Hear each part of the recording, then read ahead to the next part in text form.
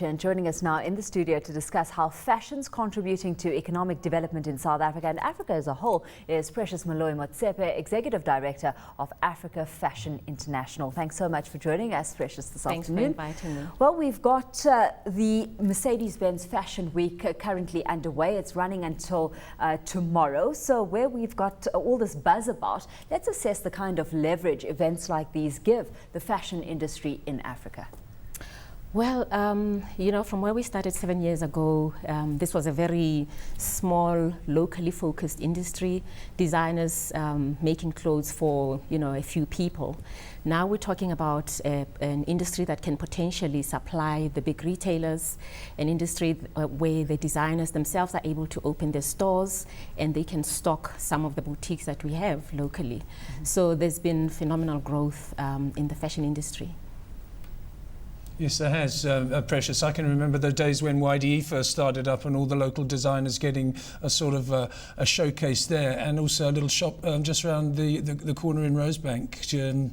What was it called? The Space, also with people like Amanda Laird Cherry getting their first breaks. But you say that it's taken the next leg up. Of course, the key now is to break into the international markets.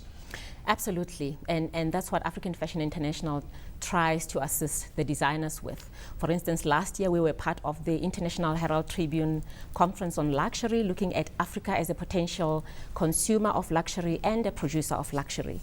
And the message from African Fashion International to that was that, yes, Africa is ready, we can produce and we can as well consume.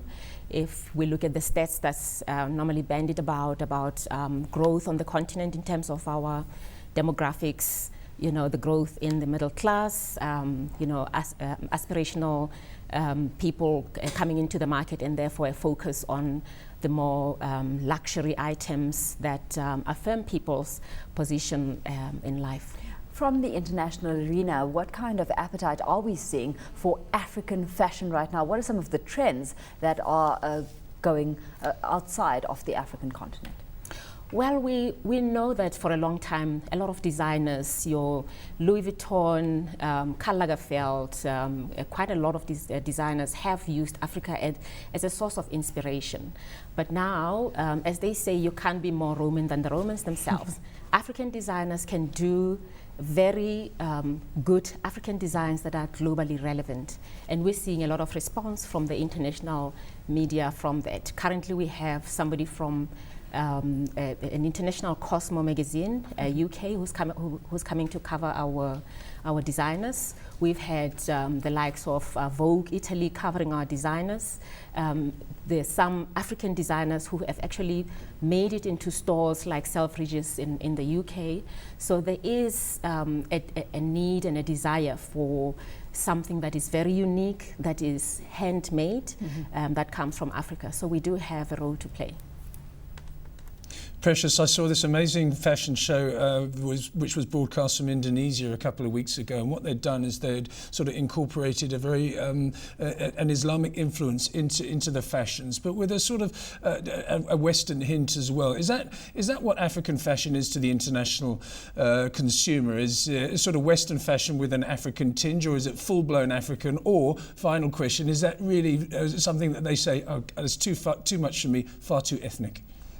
I think the answer to that, which is what African Fashion International is trying to do, is taking African fashion and making it globally relevant.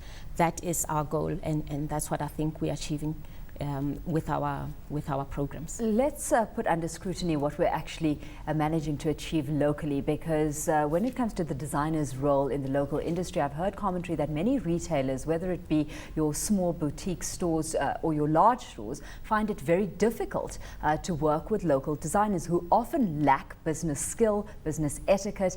Also mass manufacturing, which retailers to a large extent require, is a challenge, because you've got designers to a large extent very concerned with high fashion artistry rather than wearability. Just how much of a challenge does that pose? Well, we're addressing that challenge. Firstly, with our curation process, the designers that we invite on our platform are designers that we know have commercial sense. I mean, they create to sell, so there is a business sense behind their creations. And secondly, we have programs such as Fast Track and the next generation of designers, which assist designers in focusing on the business side of their work. Because when they come out of fashion schools, they usually are very creative, and they don't understand that you have to satisfy a certain consumers. You've got to make your statement, but still make sure that you're commercially viable. Mm-hmm. So Fast Track is a program that is supported by the Gauteng Growth and Economic Agency that helps to grow fashion entrepreneurs and also makes sure that they understand the value chain of fashion.